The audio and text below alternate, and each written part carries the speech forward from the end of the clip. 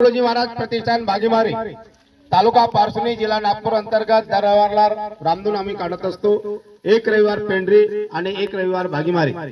तर आज आजचा दिवस आपला पेंढरीचा आहे।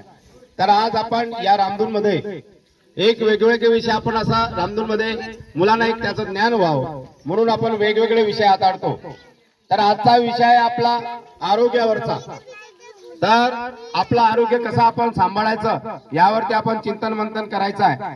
तर अशा वेळेस आता आपण एक आरोग्य म्हणजे हेमोफिलिया नावाचा रोग हा कसा होतो आणि हेमोफिलिया झालेला रोग त्याच्यावरती आपल्याला उपाय काय याच्यावरती आपल्याला चिंतन मंथन करायचं आहे। म्हणून आज आपण आरोग्यावरती घेतलेला विषय तेही मुलं आधी नारे देतील संदेश देतील पाठीमागून बाकीच्याने म्हणायचा हा रेडी।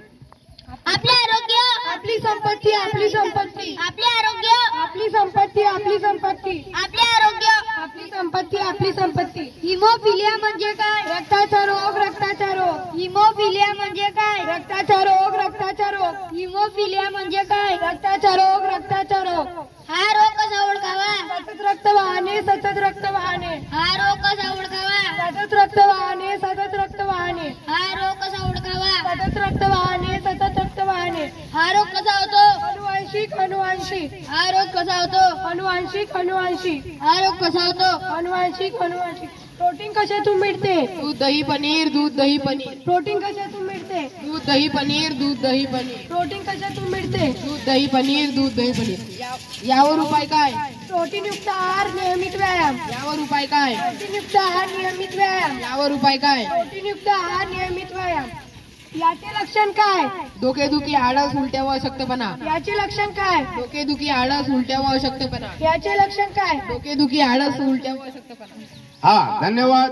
मी बबलू गाडवे भागीमारी तालुका पारसनी जिल्हा नागपूर। आपण हिमोफिलिया नावाचा जो रोग असतो एखाद्या वेळेस आपल्याला हाताला एखादा कापलं इजा जर झाली तर नैसर्गिक रेख अशी होते ते रक्त थांबून जातं। परंतु ज्याला हे रोग झाला असेल त्याचं रक्त सतत वाहत राहतो आणि वाहत राहिल्यामुळे त्याचा त्या रोगाला मृत्यू सुद्धा बळी पडू शकतो। म्हणून अशा प्रकारे आपण मग यावरती उपाय काय ते यावरती आपले एक सकस आहार प्रोटीन युक्त आहार।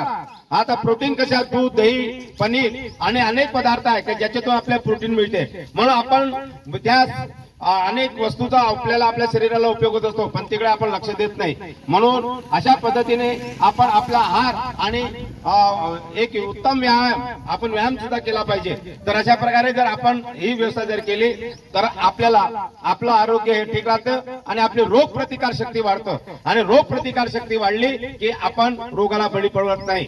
धन्यवाद। मी बबलू गाडवे भागीमारी तालुका पारसनी जिल्हा नागपूर। जय गुरुदेव जय गुरुदेव। बोलो वंदनीय राष्ट्रसंत तुकडोजी महाराज की, कर्मयोगी गाडगे महाराज की, बोलो रे भाई सब संतन की, आज के आनंद की।